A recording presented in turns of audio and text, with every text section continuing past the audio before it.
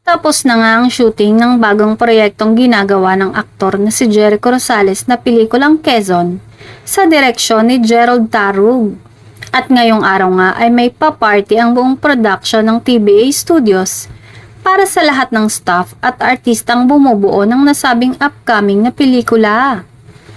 Siguradong dadalo ang aktor na siyang gaganap bilang Manuel Quezon at malamang nakasama niya ang kanyang girlfriend na si Janine Gutierrez. Kasama naman niya talaga ito sa mga kaganapan sa kanyang buhay at gayon din ang aktres na laging kasama si Jericho sa mahahalagang pangyayari sa buhay niya.